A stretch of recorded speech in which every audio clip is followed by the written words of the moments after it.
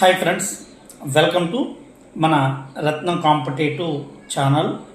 Friends, first time చూస్తున్నా లేదు రెగ్యులర్గా మీరు ఫాలో అవుతున్న ప్రతి ఒక్కరు కూడా మీరు జాగ్రత్తగా అన్ని విషయాలని కూలంకుషంగా మీరు తెలుసుకోవాలని ఈ రత్నం సార్ మీకు ఎప్పుడు కూడా భరోసా ఇస్తూ చెప్తా ఉన్నాను. ఎందుకంటే ప్రతి ఒక్కరం కూడా ఆర్థికపరమైనటువంటి ఇబ్బందులతో చాలామంది సతమతం అవుతూ ఉన్నటువంటి పరిస్థితి. మీరు వాస్తవ విషయాలన్నీ కూడా మీరు తెలుసుకోవాలండి, ఓకేనా? అలాగే నేను ఇక్కడ మీకు చెప్తున్నాను, ఈరోజు ఏప్రిల్ 1 సార్ మీరు ఈరోజు మార్నింగ్ నుంచి ఒక్క అప్డేట్ కూడా మీరు పెట్టలేదండి అని. కొంచెం హెల్త్ ప్రాబ్లం కారణంగా మార్నింగ్ నుంచి కూడా నేను ఏ విధమైనటువంటి అప్డేట్ కూడా రాలేదండి. చాలామంది అభ్యర్థులు మీరు తెలుసుకుంటారని చెప్తున్నాను, ఓకే? అలాగే నేను గ్రూప్స్ ప్రిపేర్ అవుతున్నటువంటి అభ్యర్థులు కానీ, డిఎస్సికి ప్రిపేర్ అవుతున్నటువంటి అభ్యర్థులు కానీ, టెట్కి నేను ప్రిపేర్ అవుతున్నటువంటి అభ్యర్థులు కానీ, ఇక లైబ్రేరియన్ పోస్టులకు ఏఎస్ఓకి హాస్టల్ వెల్ఫేర్ పోస్టులకు ప్రిపేర్ అవుతున్నటువంటి ప్రతి ఒక్కరు మీకు ఆల్రెడీ టైటిల్ కూడా చాలా స్పష్టంగా నేను పెట్టాను కదా. ఏంటి, టీచర్ సర్దుబాటుతో డిఎస్సి అభ్యర్థుల్లో కొంత ఆందోళన, విద్యార్థులు లేకపోవడం వల్ల ఎక్కడ బళ్ళో పిల్లలు లేకపోవడం. నేను ఈ విషయాలన్నీ మీకు చాలా ఈ వీడియోలో చెప్తానండి.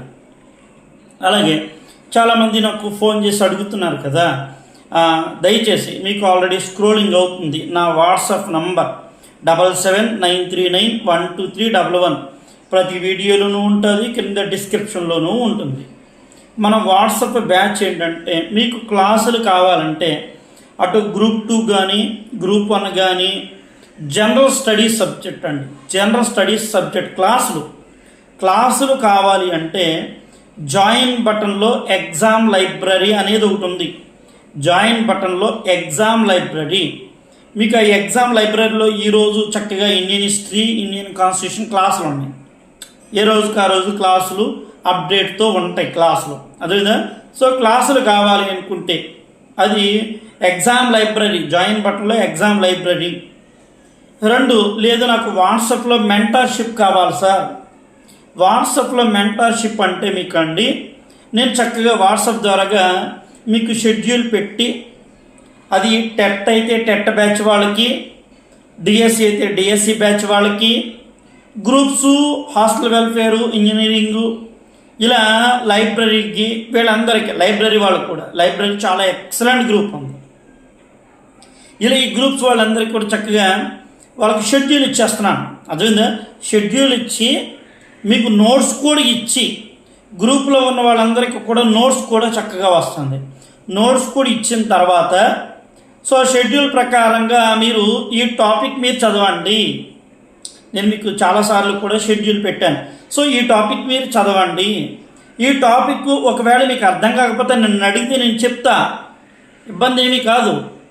అదేదా అలాగా గ్రూపుల అభ్యర్థులందరినీ చదివించుకుంటూ, వాళ్ళకి ప్రాక్టీసులు పెట్టుకుంటూ, వాళ్ళకి ఎక్స్ప్లెనేషన్ ఇచ్చుకుంటూ మనం సబ్జెక్టులు ముందుకు నడుపుతున్నాం. సబ్జెక్ట్ వాళ్ళకు వచ్చే వరకునండి. అంటే వాట్సాప్ బ్యాచ్ ఏంటంటే మీకు చక్కగా ప్రాక్టీసులు పెట్టి నోట్స్ ఇచ్చి మిమ్మల్ని రెడీ చేయడం, అప్ టు జాబ్ వచ్చే వరకు, జాబ్లో నువ్వు సెటిల్ అయ్యే వరకు. నేను టెట్ బ్యాచ్ సార్, నేను టెట్కి జాయిన్ అవుతాను సార్. కొంతమంది యాప్స్ అడుగుతున్నారు, నేను యాప్ కాదండి, వాట్సాప్ బ్యాచ్. ప్రతిదీ కూడా మీకు చక్క పీడిఎఫ్, అది కూడా మీకు హార్డ్ వర్క్ చేసే అభ్యర్థులు ఉన్నటువంటి వాళ్ళకే నేను హార్డ్ వర్క్ చేస్తా. అంతేగాని నేను హార్డ్ వర్క్ చేయలేకపోతున్నా, నాకు కష్టమైపోతుంది అని అనుకుంటే నువ్వు, నాకు తెలిసినంత వరకు పోటీ పరీక్షల్లో నిలబడే తత్వం ఉండదండి.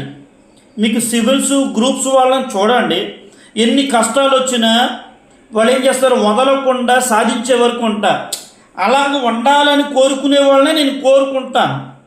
నేను అలాంటి హార్డ్ వర్క్ చేయగలుగుతాను. నేను ఏదైనా వివరాలు ముఖం మీద మొఖమాటం లేకుండా చెప్తానండి, అదేనా?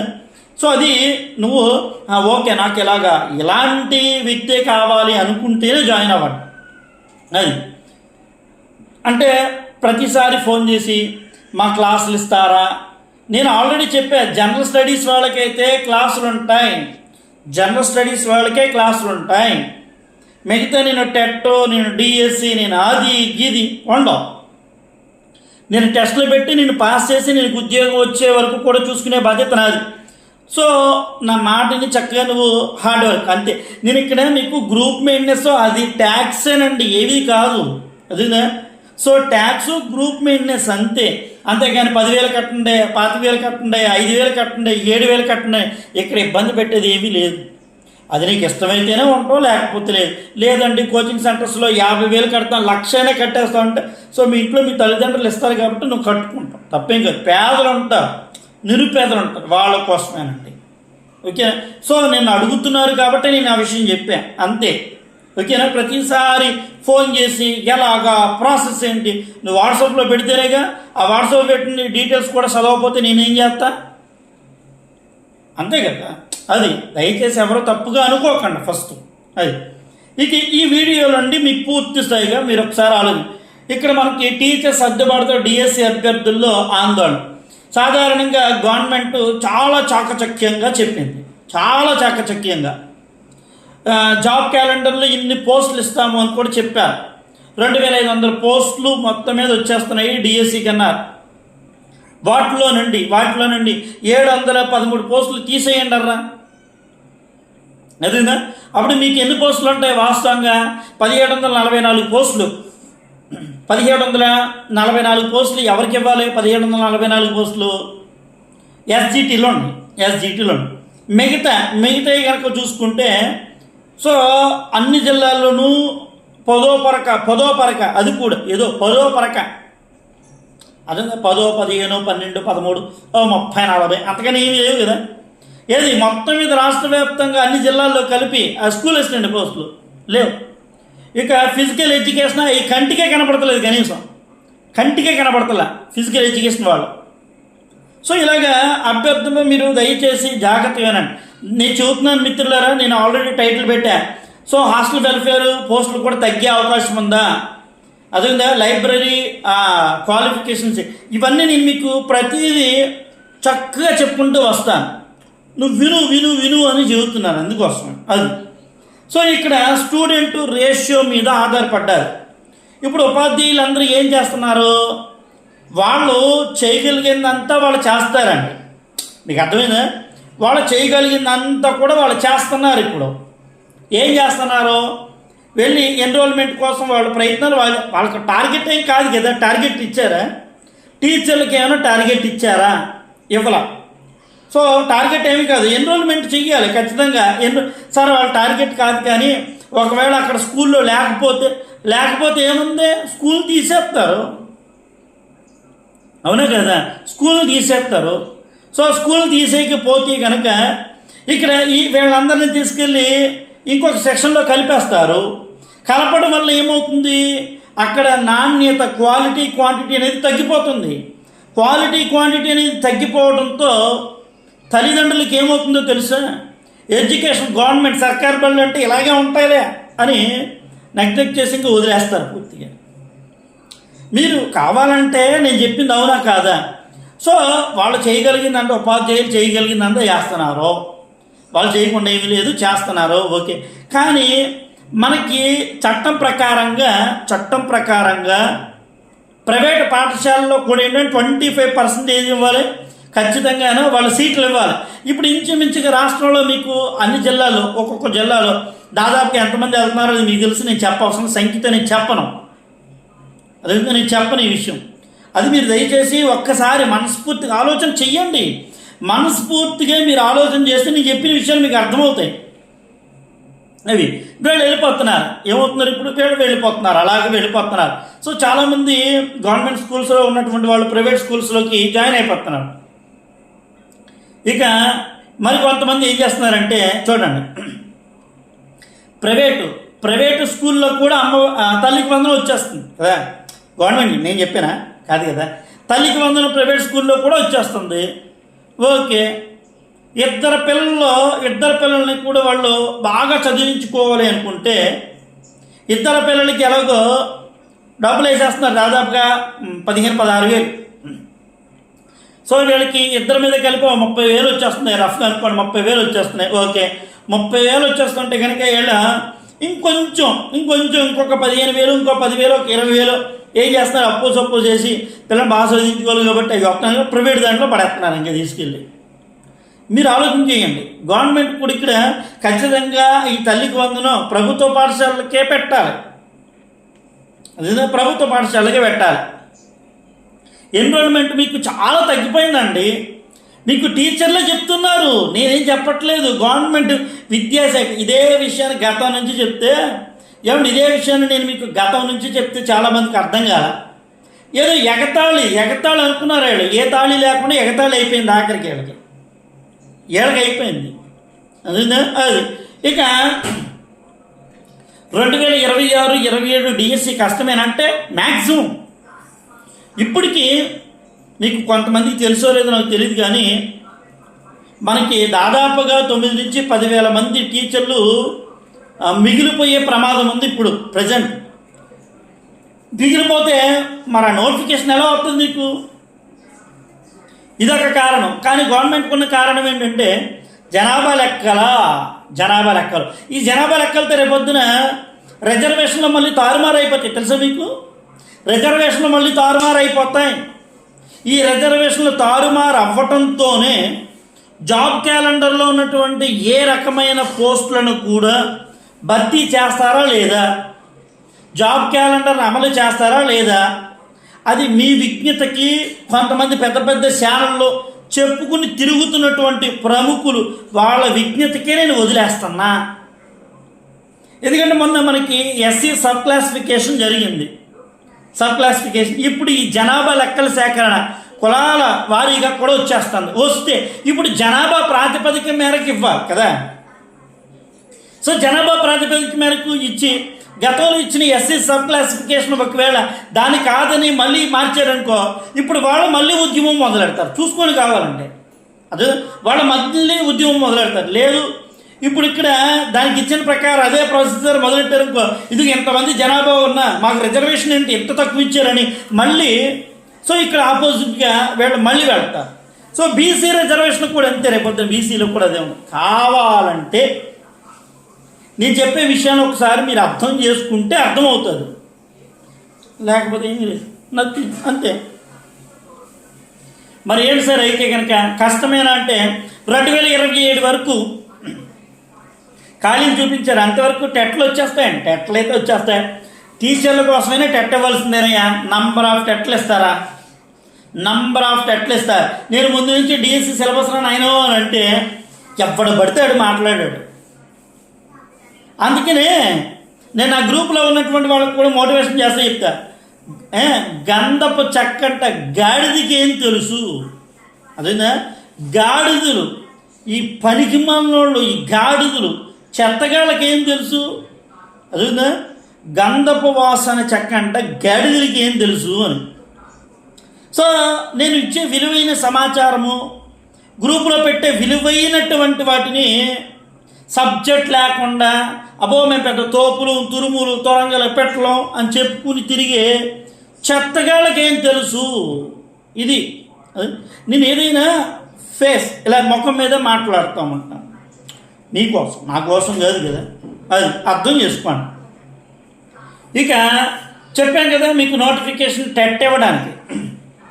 ఇక మెగా డిఎస్సిలో న్యాయపరమైన చిక్కులు ఎవరు మీకు కొంతమందికి చెప్తే ఇవి జోక్గా అనిపించవచ్చు. అదేనా జోక్గా అనిపించవచ్చు. నా దగ్గర ఉన్నటువంటి డీటెయిల్స్ కనుక మీరు చూస్తే మైండ్ బ్లాక్ అయిపోద్దండి. రేపు సింగల్ బెంచ్ మీదకి రానున్న మరొక ట్రైబల్ కేసు, ఇది గిరిజన అభ్యర్థులు యుద్ధ వీరులు వేసినటువంటి 50 కోర్టు నంబర్ 18. అదేనా కోర్టు నంబర్ 18. అందులో మీకు 3వ ప్రతివాది జారీ చేసిన నోటిఫికేషన్. మెగా డిఎస్సి గురుకులాన్ని చేర్చడం అనేది ఏపీ గిరిజన సంక్షేమ నివాస విద్యా సంఘానికి 1999 ఉప చట్టాలను మరియు తత్ఫలిత సవరణను, సో జీవో నంబర్ 51 సాంఘిక సంక్షేమ, అలాగే ఇక్కడ ఇచ్చినటువంటి 98కి విరుద్ధంగా ఉందని అది చట్ట విరుద్ధం, ఏకపక్షం మరియు రాజ్యాంగ విరుద్ధమని, ఇది భారత రాజ్యాంగంలో ఆర్టికల్ 14, 16, 21 పాల్పడడమే కాకుండా సహజ న్యాయ సూత్రాలకు విరుద్ధమని, బహిరంగ నియామక ప్రక్రియలో మా పోస్టులు నోటిఫై చేయడాన్ని రద్దు చేయాలని, నోటిఫికేషన్ నంబర్ 2 మెగా డిఎస్సిని కూడా ఇక్కడ గురుకులాన్ని మినహాయించాలని 3వ ప్రతివాదిని ఆదేశించాలని, ప్రతివాదులను క్రమబద్ధీకరించాలని ఆదేశిస్తూ ఒక రిట్టు ఉత్తర్వు లేదా ఆదేశాన్ని ప్రత్యేకించి మ్యాండమస్ రిట్ రూపంలో జారీ చేయడమైనది. ఇది మీకున్నటువంటి స్పెషల్. అంటే కోర్టు తీర్పులు ఉన్నాయి, అదేనా, కోర్టు తీర్పులు కూడా ఉన్నాయి. చూడండి, మీకు Maharashtra state road transport corporation versus Subhash తండ్రి లక్ష్మణరావు బ్రహ్మే అనే పేరుతో గౌరవనీయ సుప్రీంకోర్టు ఇచ్చిన SLPC 19,499/2024 27/2/2025 తీర్పు మరియు Jaggo versus union of India Haryana versus Paira Singh 92 కేసుల తీర్పు ప్రకారం పిటిషనర్ సేవలకు సంబంధించిన పిటిషన్ సేవలు. ఇది నేను ఇచ్చేది కాదు. సో మనకు ఉన్నటువంటి ఈ సుప్రీంకోర్టు. అలాగే ఇక్కడ మీరు జాగ్రత్తగా గుర్తెట్టుకోండి, మెగా డిఎస్సిలోనండి రేపు జీవో నెంబర్ 77 మీద, ట్రైబల్ కేసుల మీద, అలాగే బీపీడీ కేసులు రేపు సోమవారం బీపీడీ కేసులు ఉన్నాయి. బీపీడీ కేసుల మీద 1 కాదు 2 కాదు 3 కాదు నంబర్ ఆఫ్ కేసెస్, అదేనా, నంబర్ ఆఫ్ కేసెస్ రెడీగా ఉన్నాయండి. ఇప్పుడు ఏం చేస్తారు? ఇకపోతే HWO పోస్టులు తగ్గే అవకాశం ఉందా అంటే, ఇక్కడ ఈరోజు ఒక ట్విస్ట్ అయితే కనుక వచ్చిందండి. సో అందులో ఏంటంటే, మరి ఇక్కడ సచివాలయంలో ఉన్నటువంటి ఎంప్లాయీస్కి వాళ్ళకి న్యాయం చేయాలి ఖచ్చితంగా. వాళ్ళకి వాళ్ళు చూస్తూ ఉన్నారు, ఒకే తల్లికి పుట్టినటువంటి బిడ్డలాగా అందరం సచివాలయం ఎంప్లాయీస్ అందరూ కూడా. సో వాళ్ళు రిక్రూట్మెంటే రాసి వచ్చారు అందరం కదా. మరి ఒకే తల్లి కడుపున పుట్టినటువంటి బిడ్డలాగా అందరం ఉన్నాం. అది చెప్పుకోవడానికే ఉంటుందండి, వాళ్ళ సచివాలయ సిబ్బంది కూడా చెప్పుకోవడానికే ఉంటుంది. ఎందుకంటే వాళ్ళల్లోనే కొంతమందికి పడదు, చాలామందికి పడదు. ఎందుకంటే పంచాయతీరాజు నాకు ప్రమోషన్స్ కావాలని పంచాయతీరాజు వెళ్ళిపోతే కనుక మిగతా వాళ్ళని అన్యాయం చేసేస్తున్నటువంటి పరిస్థితి. అది మీరు ఆలోచన చేసుకోండి. వాళ్ళ గ్రూపుల్లోనే ఎందుకంటే గ్రూపుల్లో నేను అన్ని గ్రూపుల్లోనూ ఉంటా, ప్రతి ఒక్కరి దగ్గర ఉంటా, అదేనా. సో ఇది మరి సచివాలయ సిబ్బందికి ఇవాళ వచ్చిన దాని ప్రకారం హాస్టల్ వెల్ఫేర్ అంటే వెల్ఫేర్ అసిస్టెంట్లు ఉన్నారు చూసారు, వీళ్ళకి హాస్టల్ వెల్ఫేర్ ఉద్యోగాలు ఇచ్చేటువంటి వెసులుబాటు అయితే కనుక ఉంది. దీంతో ఆ ఉద్యోగాలు ఇచ్చేస్తే మరి ఏపీఎస్సీలు ఇచ్చారు కదా, ఈ పోస్టులు ఏంటి సార్? సో దీనికి ఇది ప్రభుత్వం చెప్పాల్సింది లేదు. ఆ పోస్టులు వేరు, ఇక్కడ రిక్రూట్మెంట్లో చూపించిన పోస్టులు వేరు. ఈ పోస్టులు ఏం తక్కువ అనుకోండి, సంతోషమే. ఒకేళ తగ్గుతాయా? రెండు తగ్గుతాయండి. సరే, ఎందుకు తగ్గుతాయంటే సచివాలయ సిబ్బంది కూడా ఏం చెప్తున్నారు, ఆల్రెడీ మేము మంచి క్వాలిఫికేషన్ కలిగిన వాళ్ళు ఉన్నాం ఆల్రెడీ. ఎస్, మన బీటెక్లో, ఎంటెక్లో, ఎంబీఏలు, డిగ్రీ, హయ్యర్ చేసిన వాళ్ళు ఉన్నారు, మంచిగా చాలా బాగా చేసిన వాళ్ళు ఉన్నారు. సో మేము ఇంతలాగా చేసి 6 సంవత్సరాలు అయింది, ఏంటి మా పరిస్థితి ఏంటి అని వాళ్ళ బాధలు వాళ్ళకే ఉన్నాయి. సో ఇప్పుడు ఇంతకు ముందు వచ్చినటువంటి హాస్టల్ వెల్ఫేర్ పోస్టులు కూడా ఒకటి ఉంది, అదేనా. అలానే మిమ్మల్ని ఏం మానేయండి నేను చెప్పట్లే. అయ్యా మిత్రులు, హాస్టల్ వెల్ఫేర్ ఎవరైతే చదువుతున్నారో వాళ్ళు జాగ్రత్తగా మార్కెట్లో దొరికే పుస్తకాలు చదివేస్తే ఉద్యోగం వచ్చేస్తుంది, మార్కెట్లో దొరికేటువంటి వీడియోలు చదివేస్తే వస్తాయి అనుకుంటే, నేను ఇప్పుడు చెబుతున్నాను రాసుకుని పెట్టుకో. నువ్వు క్వాలిఫై అయితే నాకు చెప్పు, నాకు. ఎందుకంటే ఏపీఎస్సీ సబ్జెక్ట్ వేరండి, వీళ్ళకేదో డిఎస్సి సబ్జెక్ట్ తెలిసినంత ఇదిగా ఏపీఎస్సీ సబ్జెక్ట్ని అంచనా వేయలేరంలో, అదేనా. సో మీకు లేకపోతే గ్రూప్ 2కి 18 మార్కులకి 20 మార్కులకి మెయిన్స్ క్వాలిఫై చేయడం ఏంటి? సో అది కొంతమందికి అంత నాలెడ్జ్ ఉంటుంది, తెలియదు కదా. ఏపీఎస్సీ సబ్జెక్ట్ వేరండి, మీరు ఏం చెప్పుకున్నా కానీ నమ్మితే నమ్ము, లేకపోతే లేదు. ఇక చూడండి, లైబ్రరీకి సంబంధించినటువంటి అర్హతలు చాలామంది అండి, దాదాపుగా ఈ సిఎల్ఎస్ఐ వాళ్ళు బిఎల్ఎస్ఐ వాళ్ళు ఎక్కువ కాల్ చేస్తున్నారు, బిఎల్ఎస్ఐ సిఎల్ఎస్ఐ. కానీ వీళ్ళకి అవకాశాలు ఉన్నాయంటే ఉన్నాయి, అవకాశాలు ఉన్నాయి.